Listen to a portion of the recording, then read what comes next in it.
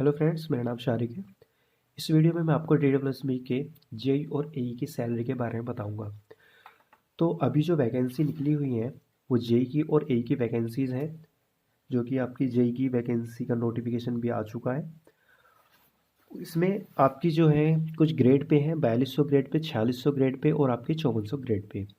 जो कि 4200 grade pay आपके लेवल 6 पर है, 4600 ग्रेड पे आपके लेवल 7 पर है और 5400 ग्रेड पे आपके लेवल 10 पर है। तो अभी जितनी भी वैकेंसी जो निकली हुई है DWSB के जेई की वैकेंसी जो निकली हुई है, तो उसमें जैसे कि MCD, ड्यूसिप, डैम, IFC और आपका DSIDC, DTL, तो काफ़ी सारी जो जेई के डिपार्टमेंट्स हैं। तो उन सभी में जब आप देखें तो सभी में जो आपकी जेई की जो ग्रेड पे होती है वो आपके 4200 ग्रेड पे है। लेकिन जो दिल्ली जल बोर्ड की जो है जेई की जो ग्रेड पे है वो आपकी 4600 ग्रेड पे और लेवल 7 है। और आपके जो दिल्ली जल बोर्ड में जो ए लगते हैं उनकी जो ग्रेड पे आपकी 5400 है। तो इनकी सैलरी के बारे में बताऊंगा। जिन डिपार्टमेंट के 4200 ग्रेड पे है तो उसकी इन हैंड और ग्रॉस सैलरी कितनी बनेगी, और जिनकी आपकी 4600 ग्रेड पे है तो उनकी आपकी इन हैंड और ग्रॉस सैलरी कितनी बनेगी, और 5400 ग्रेड पे की इन हैंड और ग्रॉस सैलरी क्या बनेगी। तो सैलरी का जो होता है आपका, जो सबसे पहले जो बेसिक पे होता है, जो 4200 ग्रेड पे का जो बेसिक पे होता है वो होता है 35,400। 4600 ग्रेड पे का बेसिक पे 44,900 और 5400 ग्रेड पे का जो बेसिक पे होता है वो आपका 56,100 होता है। उसके बाद होता है फिर डियरनेस अलाउंस होता है, जो कि आपका महंगाई भत्ता होता है। अभी जो चल रहा है वो दिल्ली में जो है 31% चल रहा है। तो अगर हम बेसिक पे का 31% देखेंगे तो हमारा 10,974, और इसका अगर 31% बेसिक पे का देखेंगे तो 13,919, और इसका आप देखेंगे तो आपका 17,391 बनेगा। इसके बाद होता है हमारा HRA, जो हाउस रेंट अलाउंस होता है, जो कि इस टाइम जो है 27% चल रहा है।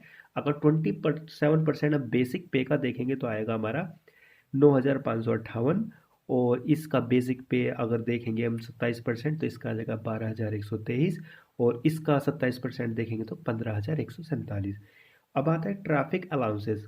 तो जो 4200 और 4600 ग्रेड पे का जो होता है वो ट्रैफिक अलाउंसेस, जो भी आपके व्हीकल वगैरह यूज करेंगे तो उसका जो होता है ये दोनों का होगा हमारा 4,716। 4600 ग्रेड वाई में हमारा 4,716 और 5400 ग्रेड पे का हमारा होगा 9,432। जो अगर टोटल की बात करें तो हमारे जो टोटल होगा वो होगा हमारा 60,648, और 4600 ग्रेड पे का जो बनेगा वो हमारा 75,658, और 5400 ग्रेड पे का बनेगा हमारा 98,070। इसके बाद कुछ डिडक्शन है, जो कि आपका एनपीएस में डिडक्शन होता है, जो कि आपका नेशनल पेंशन स्कीम होता है। इसमें जो होता है आपका डिडक्शन वो होता है आपका 10% ऑफ द बेसिक पे प्लस 31% ऑफ बेसिक पे।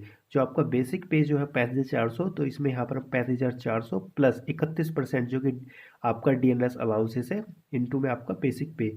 तो इसका 10% जो होगा वो हमारा कितना बैठेगा, हमारा अगर 4200 ग्रेड पे की बात करेंगे तो 4,637.4।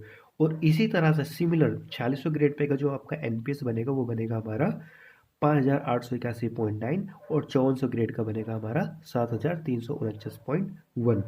इसके बाद कुछ फैसिलिटी होती है, इंश्योरेंस मेडिकल फैसिलिटी होती है।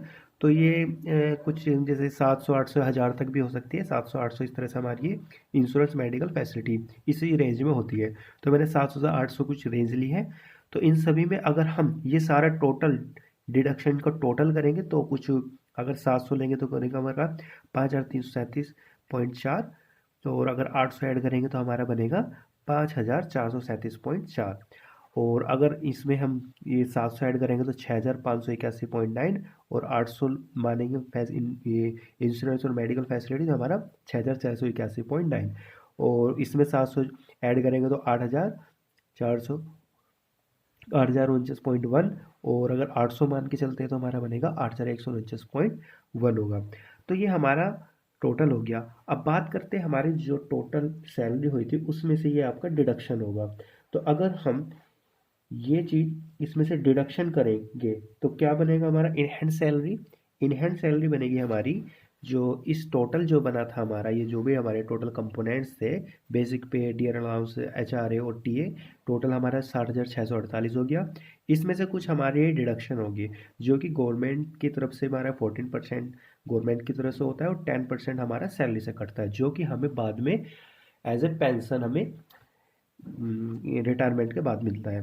तो अगर इन हैंड सैलरी की बात करें तो हमारी जो सैलरी बनेगी वो 60,648 माइनस का जो ये डिडक्शन हो रहा है एनपीएस का और मेडिकल फैसिलिटी का 5,400। तो इन हैंड सैलरी हमारी जो 4200 ग्रेड वाले की वो बनेगी 55,248। ऐसी सिमिलरली 4600 ग्रेड पे की हमारी, क्योंकि सैलरी 75,658 थी, माइनस जो करेंगे एनपीएस और मेडिकल का 6600। तो मैंने ये जो इनका थोड़ा एवरेज ले लिया, इसका इन दोनों का एवरेज है 5400 ले लिया, ये मैं 6600 मान लिया और इनका मैंने 8100 मान लिया। तो इन हैंड जो 4200 ग्रेड पे की वो बनेगी 55,248 और 4600 ग्रेड वाले की बनेगी हमारी 69,058 और जो हमारी 5400 ग्रेड पे की बनेगी हमारी 89,970। अब बात करते हैं हम ग्रोस सैलरी कैसे कितनी बनेगी हमारी।